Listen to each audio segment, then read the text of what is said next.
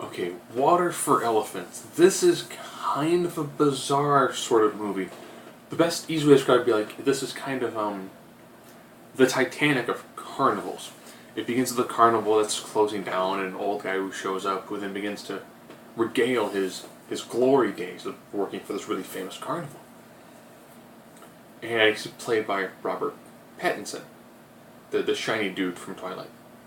I've often wondered if he's got any actual acting chops. I've seen Kristen Stewart in like a dozen movies, and I've seen posters with better acting range. So he ends up playing the main character. So he's going to take his veterinarian class. He's going to take the final for it. Things turn south fast. This is a drama. This is a very well done period drama dealing with essentially carnivals and how it was during the Depression era. Things turn kind of south, so he doesn't actually get his degree.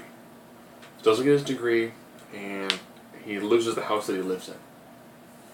He then decides to hop on the rails. And then he ends up hopping on the rails where it's a circus. Okay. They start him doing some of the basic, farmhand sort of stuff where he's shoveling manure, things of that nature. He's a skull cracker. And then all of a sudden they find out that, he's dressed really well. What sort of skills do you have? Then he comes to know, well, I'm trained as a vet from Oxford. So then he becomes the vet. When it comes to either making sure the horses are okay, and things of that nature, then all of a sudden they end up acquiring an elephant. He doesn't know anything about elephants. So now he becomes essentially the bull master for the elephant.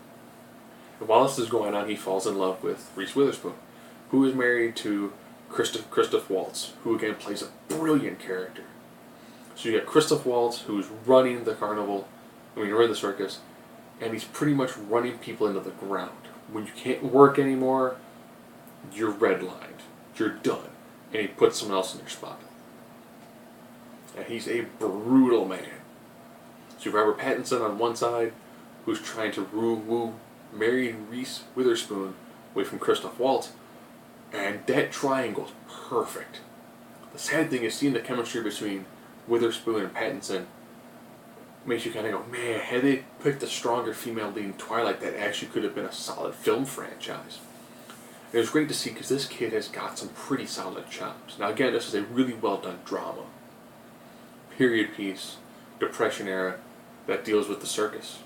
And it's done very well.